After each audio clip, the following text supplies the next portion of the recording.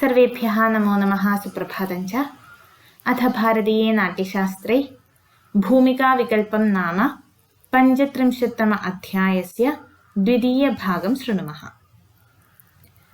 प्रयोगो द्विविधश्चायं विज्ञेयो नाट्यसंश्रयः सुकुमारस्तथा विद्धो नानाभावरसाश्रयः। नाटकं सप्रकरणं भाणो वीथ्यङ्ग एव च ज्ञेयानि सुकुमाराणि मानुषैराश्रितानि तु सुकुमारप्रयोगायै राज्ञामामोदकारकाः शृङ्गाररसमासाद्य तान्नारीष्वेव योजयेत्। युद्धोद्धता वेगकृता संरम्भबहुलाश्च ये न ते स्त्रीभिः प्रयोक्तव्या प्रयोज्या पुरुषैर्हिते। अनुद्भटमसम्भ्रान्तमनाविद्धाङ्गचेष्टितं लयतालकलोपेतं प्रमाणनियताक्षरं सुविभक्तपदालापमभीष्टरसमञ्जुलं यदीदृशं भवेन्नाट्यं नारीणां तत्प्रयोजयेत्। यत्त्वा वित्थाङ्गहारान्तं छेद्यद्भेद्याहवात्मकं मायेन्द्रजालबहुलं पुस्तनेपथ्यसंयुतं पुरुषैर्बहुभिर्युक्तमल्पस्त्रीकमथोत्थतं सात्वत्यारभडीयुक्तं नाट्यमावित्थसज्ञितं। डिमः समवकारश्च व्यायोगेहा मृगौ तथा एतान्यावित्थसज्ञानि विज्ञेयानि प्रयोक्तृभिः। येषां प्रयोगः कर्तव्यो देवदानवराक्षसैः एवं प्रयोगे कर्तव्यं भूमिकानां विकल्पनम्। अत्रोच्यते यथा नाट्य आहार्यगुणसम्भवः कथं राजगुणाः कार्या नटैरल्पपरिच्छदैः। अत्रोच्यते यथा लोके नाट्यधर्मी प्रवर्तिता तदेवं सर्वसम्पन्नं नाट्यमेतन्मया कृतं। वर्णकैश्चादितस्तत्र भूषणैश्चाप्यलङ्कृतः गाम्भीर्यौदार्यसम्पन्नो राजचिह्नो भवेन्नटः। सप्तद्वीपाश्रयश्चैवम् अथवैको भवेन्नरः। वर्णकैश्चादितेनेह कार्यं त्वङ्गविचेष्टितम् आचार्यबुद्ध्याच्छन्नस्तु सौष्ठवाङ्गपुरस्कृतः। राजवद्भरतस्तस्मात् राजापि नटवत् भवेत्। यथा नटस्तथा राजा यथा राजा तथा नटः। उभाभ्यां भावनिष्पत्तिः समलीलाङ्गसौष्ठवा यथाचार्योपदेशेन रङ्गशोभी भवेन्नटः।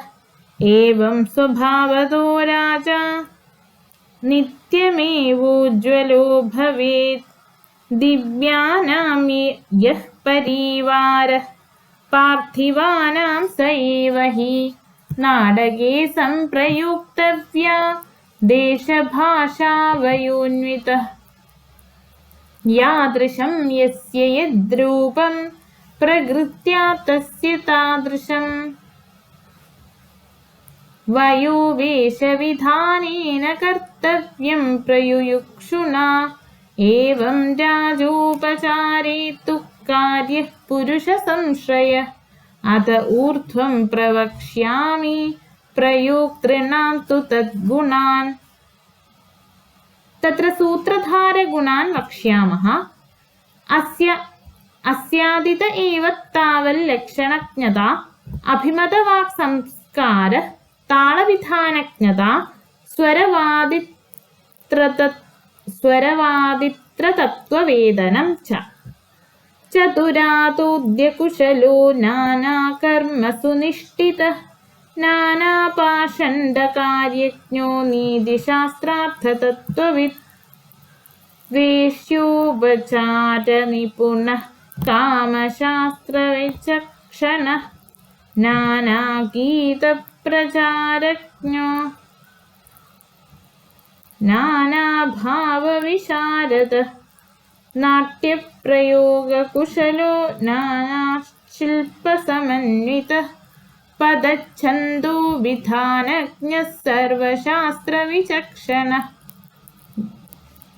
ग्रहनक्षत्रतत्त्वज्ञो देशव्याहारपण्डितः पृथिवीद्वीपवर्षाणां पार्वतानां जनस्य च प्रमाणाचारतत्त्वज्ञो राजवंशप्रसूतिवत् श्रोता शास्त्रार्थकार्याणां श्रुत्वा चैवावधारकः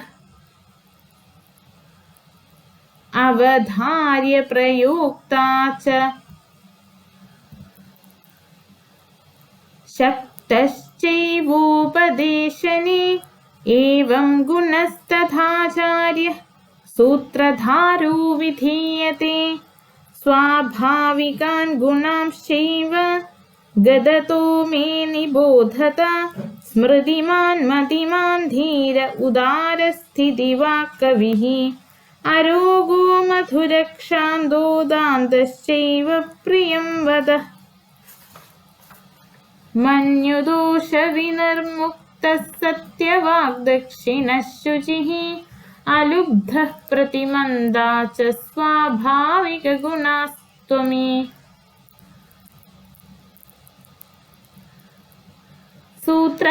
सूत्रधारगुणैश्चैव किञ्चिदूनैः समन्वितः मध्यमप्रकृतिस्तज्ञैर्विज्ञेयः पारिपार्श्विकः उज्ज्वलो रूपवांश्चैव दृष्टोपकरणक्रिया मेधावी च विधानज्ञ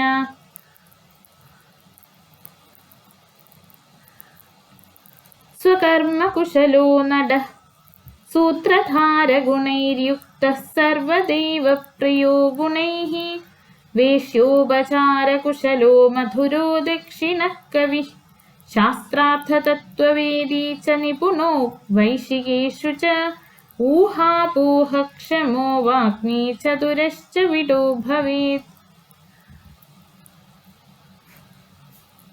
उज्ज्वलवस्त्राभरणः क्रुध्यत्यनिमित्ततः प्रसीदति च अधमो मागधिभाषी भवति शकारो बहुविकारः वामनो दन्तुरः कुब्जो द्विजन्मा विकृताननः खलतिः पिङ्गलाक्षश्च सविधेयो विदूषकः कलाप्रियो बहुकथो विरूपो बन्धुसेवकः मान्या विशेषज्ञश्चेतोऽप्येवं विधः स्मृतः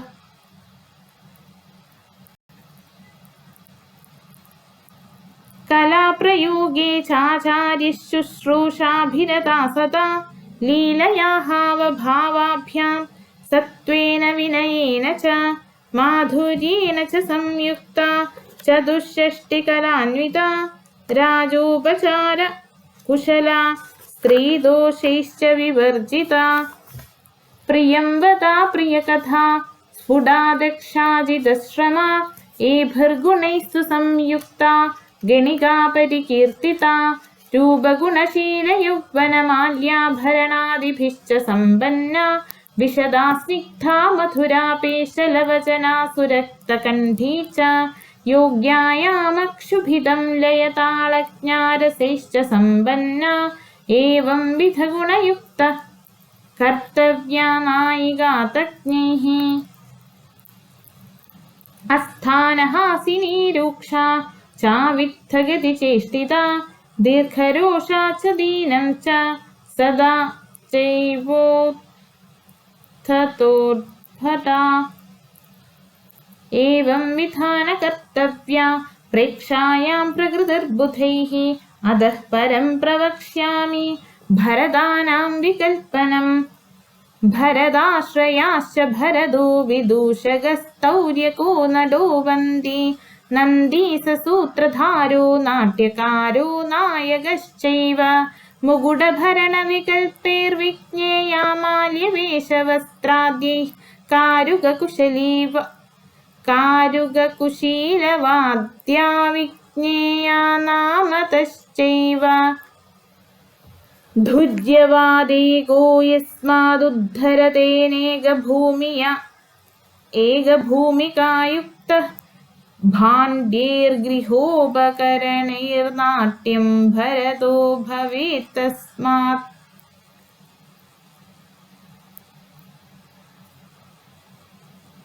लोकाह्लादाय कृतां सर्वं प्रकृतिं प्रचारसंयुक्तां नानाश्रयां प्रकुरुते तथा च नार्याश्रयां वापि प्रत्युत्पन्नप्रतिभो नर्मकृतैर्नर्मगर्भिनिर्भेदैः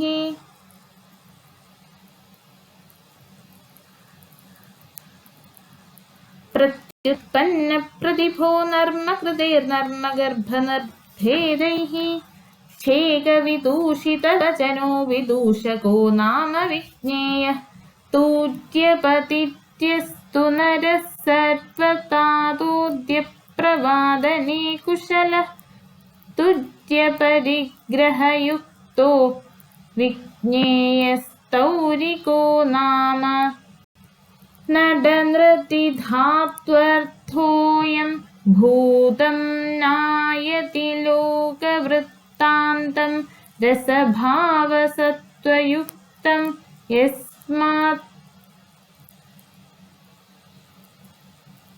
तस्मान्नटो भवति स्तुत्याशीर्वादकृतैर्मधुरैर्वाक्यैः सुमङ्गलाचारैः सर्वं स्तौतिः लोकं यस्मात् तस्मात् भवेद्वन्द्वी नन्दन्यो बहुधा तस्मिन्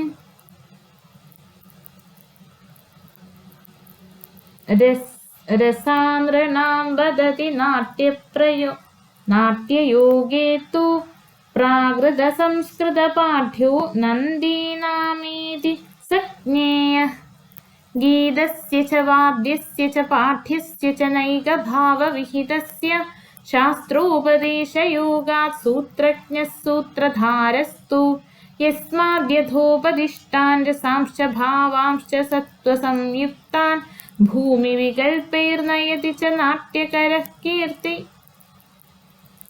कीर्तितस्तस्मात्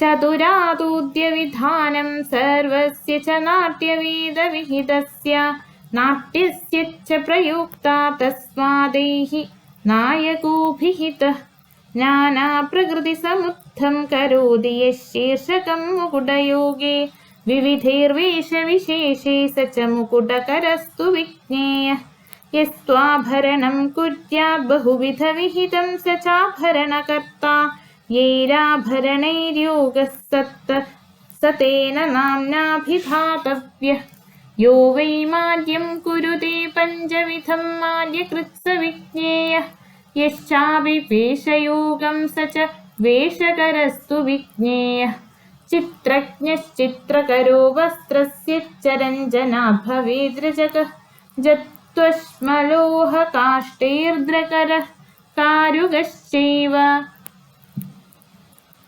नानादोद्यविधाने प्रयोगयुक्तः प्रवादने कुशलावतातकथितो यस्मात् तस्मात् कुशीलवो ज्ञेयः यद्यत् समाश्रयन्ते शिल्पं वा कर्म वा प्रयोगं वा